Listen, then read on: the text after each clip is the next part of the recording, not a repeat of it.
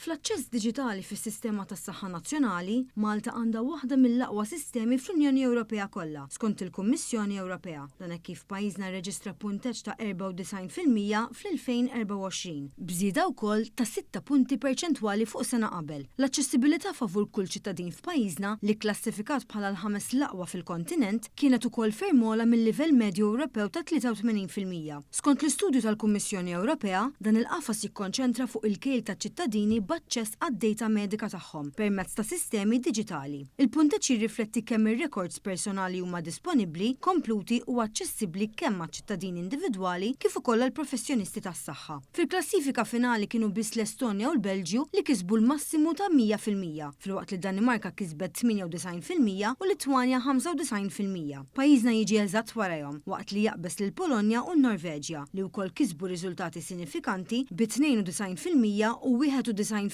rispettivament. Dan ifisser li Malta mhux biss qabżet il-medja Ewropea, iżda wkoll qatt ekonomiji li huma ferm akbar minn tagħna. Pajjiżi bħal Ġermanja, Franza u l-Italja kisbu punteġġ ta' 87% jew inqas. L-agħar fil-klassifika kienet l-Irlanda li reġistrat biss aċċessibilità fil-livell ta' 25%, primarjament minħabba nuqqas ta' sistema nazzjonali komprensiva fis-sistema nazzjonali tas-saħħa. L-Unjoni Ewropea stabbilixxiet il-mira li ċ-ċittadini kollha jkollhom aċċess ta' 100% għar-records mediċi tagħhom b'mod elettroniku sal-2030. Tali servizzu meqjus bħala neċessità f'sistema tas-saħħa moderna, mhux l-inqas wara l-pandemija tal-COVID-19. B'hekk saħħet kull pazjent u records mediċi personali mhux biss ikunu disponibbli b'mod immedjat, iżda wkoll jippermettu lit-tobba u professjonisti jirrekomandaw l-aqwa kura possibbli.